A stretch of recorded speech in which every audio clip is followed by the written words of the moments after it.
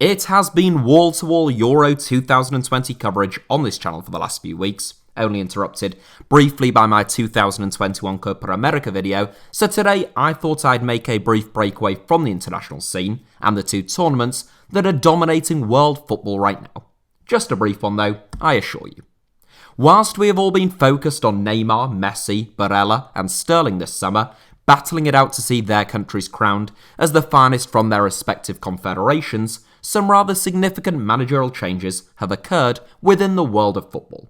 Chief among them, Carlo Ancelotti's return to Real Madrid. Following 6 years away from the Spanish capital, during which time he has managed Bayern Munich, Napoli and Everton, Ancelotti has now returned, replacing club legend Zinedine Zidane. During his first stint in charge of the club, which spanned just 2 seasons, Ancelotti won the Champions League, the Copa del Rey, the UEFA Super Cup and the FIFA Club World Cup, but no La Liga title. Having won almost exactly 3/4 of the games in which he took charge of Los Blancos, Ancelotti has a better win percentage as Madrid manager than the likes of Vicente del Bosque, Jose Mourinho and even Zinedine Zidane. So, in today's video, we're going to take a look back at Ancelotti's last starting 11 as manager of Real Madrid, which was a fairly extraordinary 7-3 win against Getafe at the Santiago Bernabeu, and take a look at where the starting 11 for Madrid that day are now. Iker Casillas, Real Madrid Foundation Deputy CEO. This fixture wasn't just Carlo Ancelotti's last game at Real Madrid, it was also Iker Casillas's, following 16 extraordinary seasons in the first team at the Santiago Bernabeu. One of the greatest goalkeepers of all time, Casillas broke through young in Madrid, and he never looked back. One of only 3 players to win the Champions League, European Championship, and the World Cup all as club captain, or national team captain, and the only player to have led his team to a domestic, continental, and international treble, Casillas made 725 appearances for Real Madrid before departing in the summer of 2015 for Porto. Following 5 seasons in Portugal, where Casillas suffered a heart attack, he retired in August 2020 and has since taken up a role as the Deputy CEO of the Real Madrid Foundation, helping to oversee Los Blancos' social and cultural programs. Alvaro Arbeloa, retired. A man who won the Euros twice and the World Cup with Spain, along with 2 Champions Leagues with Real Madrid, as well as reaching another final with Liverpool, Alvaro Arbeloa is a man probably best known for his legendary season at West Ham. No, not really. He only made 4 appearances before retiring. A dependable, though rarely spectacular right-back, you'd have to say Arbeloa did a fine job racking up as many trophies as he did, based upon his talent. But all credit to him. His time at Real Madrid came to an end in 2016, during the same summer that he signed for West Ham, before retiring 9 months later.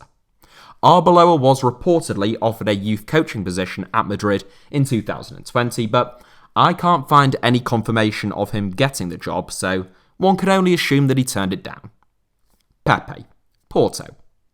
The oldest outfield player at Euro 2020, former Real Madrid centre-back Pepe has just played in his 8th major international tournament for Portugal, if you include the Confederations Cup as a major tournament, 7 if not, despite the fact that he was born in Brazil. Pepe has behaved disgracefully at times during his career on a football pitch, giving him a reputation as something of a thug, detracting from his actual superb defensive talents. Pepe has been an outstanding centre-back for more than 15 years, physical, positionally excellent, and capable of marshalling a backline. He played more than 300 games for Real Madrid before joining Besiktas in 2017, and then returning to his former club Porto in January 2019. He is still with the Portuguese giants now, age 38, and he extended his contract until 2023, just last season. Nacho, Real Madrid. A one-club man, unless you count Real Madrid Castilla, Nacho Hernandez was born in Madrid and he has been with the club since the age of 11. At the age of 12, Nacho was diagnosed with type 1 diabetes and he credits his healthy lifestyle from having to live with diabetes for the lack of serious football injuries that he has sustained during his career.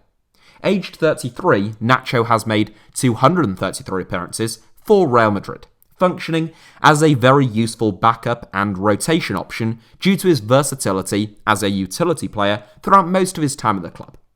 The 4-time Champions League winner is, therefore, obviously, still at Real Madrid, and one suspects that he may well retire with the club. Marcelo, Real Madrid.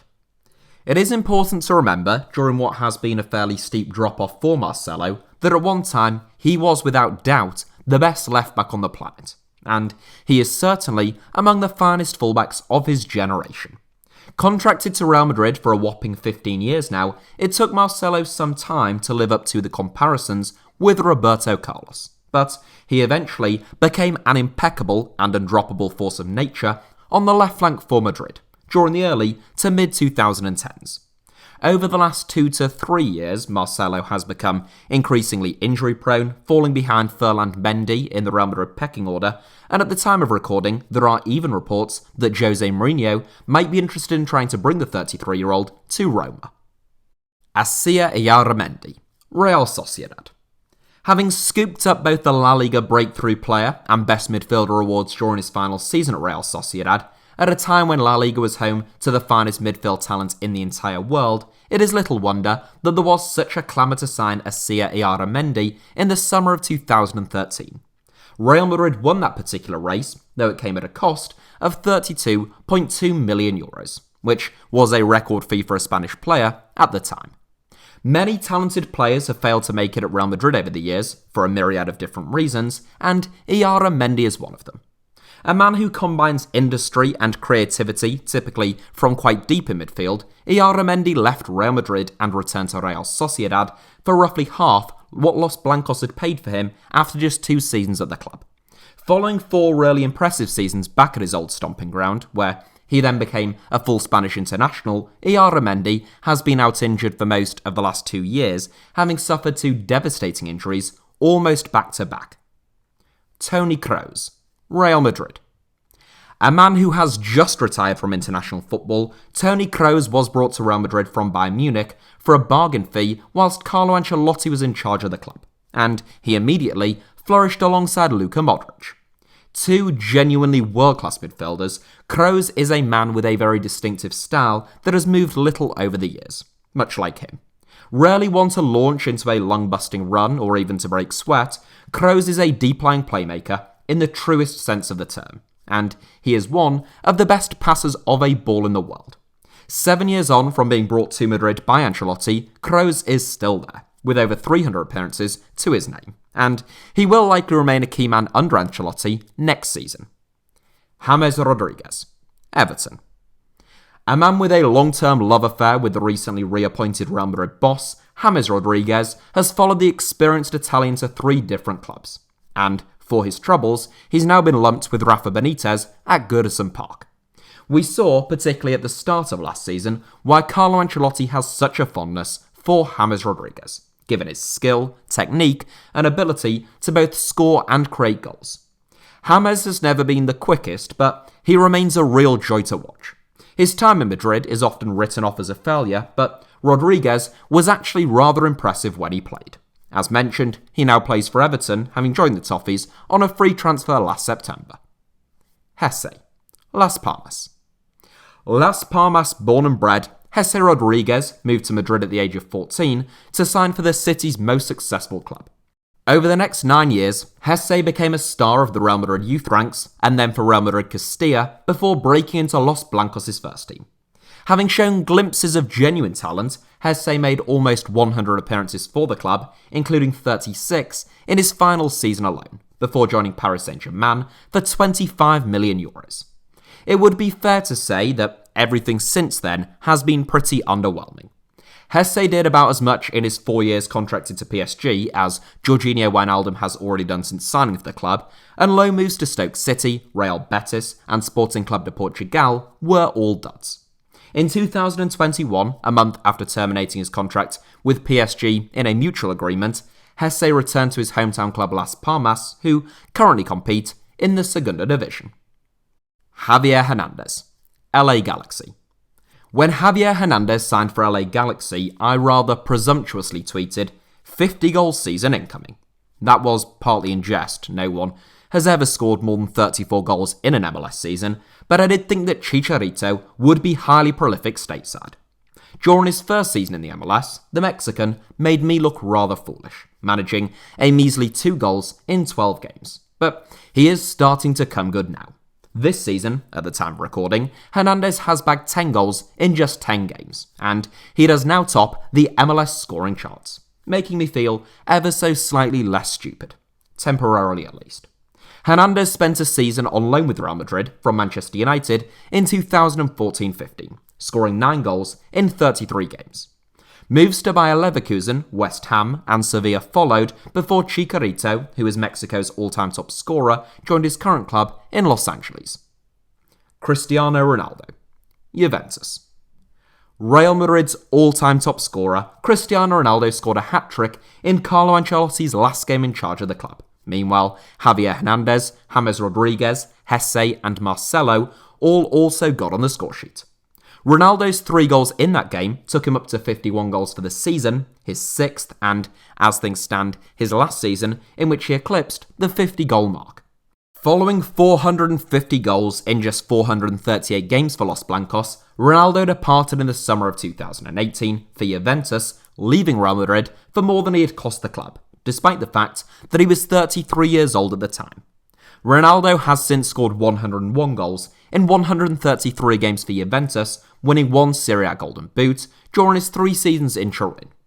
That is Carlo Ancelotti's last Real Madrid 11 done and dusted, but just a quick word for the 7 substitutes during that emphatic 7-3 victory against Getafe.